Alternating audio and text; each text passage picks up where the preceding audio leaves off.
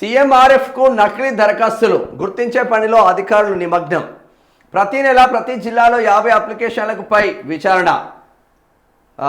Fake బిల్లులు సృష్టిస్తున్న hospitals పై చర్యలు. మధ్యవర్తులు, ఆసుపత్రుల యాజమాన్యాలు సిండికేట్. నల్లగొండలో ఎక్కువగా నల్లగొండలో ఖమ్మం జిల్లాల నుంచే దొంగ బిల్లులు. మరి మీ వాళ్ళే ఉన్నారుగా, నల్లగొండలో 2 మంత్రులు ఉండే, ఖమ్మం జిల్లాలో 3 మంత్రులు ఉండే, బడా నాయకులు, మళ్ళా పెద్ద పెద్ద లీడర్లు.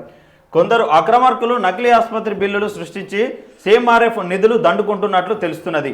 ఈ క్రమంలోనే అర్హులకే సీఎం రిలీఫ్ ఫండ్ అందుతుందా, ఎక్కడైనా అక్రమాలు చోటు చేసుకుంటున్నాయని తెలుసుకునేందుకు ప్రభుత్వం ప్రతి నెల క్రాస్ చెకింగ్ చేస్తున్నది. అందుకోసం జిల్లాల నుంచి వచ్చిన దరఖాస్తులో ఒక 50 అప్లికేషన్లపై నిఘా వర్గాల ద్వారా విచారణ జరిపిస్తున్నది. ఏమైనా అనుమానాలు తలెత్తితే లోతుగా విచారించి పూర్తి స్థాయి నివేదిక తెప్పించుకుంటున్నది. ఇప్పటికే ఉమ్మడి ఖమ్మం, నల్గొండ జిల్లాకు చెందిన కొన్ని ఆసుపత్రులపై యాక్షన్ తీసుకున్నట్లు సమాచారం. ఇక మధ్యవర్తులు, ఆసుపత్రులు కుమ్మక్కై ఈ వ్యవహారం నడుస్తున్నదట.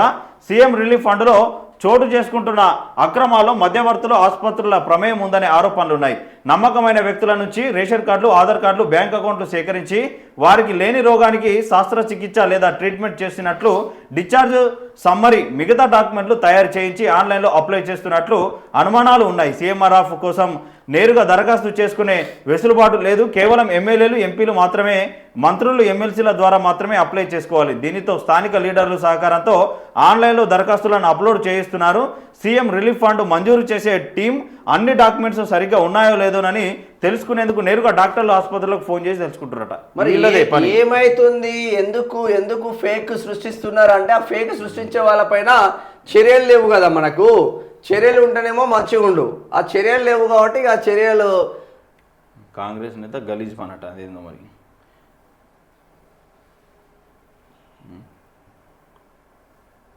ఇక్కడ వెరిఫై చేస్తున్నారు. అందరూ కుమ్మక్కవడంతో అసలు విషయం బయటికి రావడం లేదని పెద్ద ఎత్తున అనుమానాలు వ్యక్తమవుతున్నాయి. ప్రతి నెల 50 దరఖాస్తులపై ప్రత్యేక విచారణ. ప్రతి నెల ఒక్కో జిల్లా నుంచి సగటున 800 అప్లికేషన్లు సీఎం రిలీఫ్ ఫండ్ కోసం వస్తుంటాయి. వాటిని పరిశీలించి ట్రీట్మెంట్ కోసం చేసిన ఖర్చులో 40 నుంచి 50% వరకు సొమ్మును ప్రభుత్వం మంజూరు చేస్తుంది. మంజూరు చేస్తుంది, 60,000 ఇస్తుంది. ఈ క్రమంలోనే ఏమైనా అక్రమాలు చోటు చేసుకుంటున్నాయా లేదా అని తెలుసుకునేందుకు సీఎంఓలో సీఎంఆర్ఎఫ్ విభాగాన్ని పర్యవేక్షిస్తున్న సీఎం ఓఎస్డీ వేముల శ్రీనివాస్ ప్రత్యేకంగా దానిపై ఫోకస్ పెట్టారు.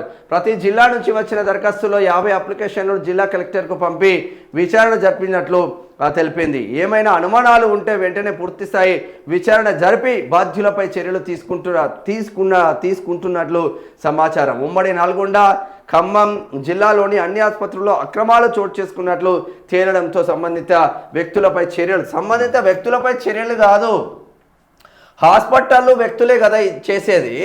2 హాస్పిటల్ వ్యక్తులు చేసినప్పుడు హాస్పిటల్ ఎందుకు సీజ్ చేయరు అంటున్నాం. మీరు ఇప్పుడు సీఎం రిలీఫ్ ఫండ్ పేరుతో హాస్పిటళ్లకు ఆరోగ్యశ్రీ పేరుతో సీఎం రిలీఫ్ ఫండ్ పేరుతో ఆసుపత్రులకు దోచిపెడుతున్నారు కదా. అదే డబ్బులతో ప్రభుత్వ ఆసుపత్రులను ఎందుకు నిర్మించరు అని అడుగుతున్నాం. ప్రతి జిల్లా హెడ్ క్వార్టర్కి ఒక సూపర్ స్పెషాలిటీ హాస్పిటల్ ఎందుకు రాదు అని అడుగుతున్నాం. మీకు కొన్ని కోట్లు అంటే ఉచిత పథకాలకు 100 కోట్లు, 1000 కోట్లు మీరేమో వెనకేసుకుంటున్నారు, దాంట్లోకి వెళ్ళి మళ్ళీ కమిషన్లు తీసుకుంటున్నారు. మరి హాస్పిటల్ కట్టడానికి ఎందుకు మీకు చేతులు రావు అని అడుగుతున్నారు. ఎందుకంటే ఎక్కువ మెజారిటీ వీళ్ళే ఉంటాయి హాస్పిటల్, రాజకీయ నాయకులు. తెలంగాణలో మనం మీ చేతులకు జట్టలు పుట్టాలని పాడుకున్నాంగా, మరి ఏమైనా అవుతుందా మీకు కేంద్ర రాష్ట్ర ప్రభుత్వాలకు? ఈడొకటి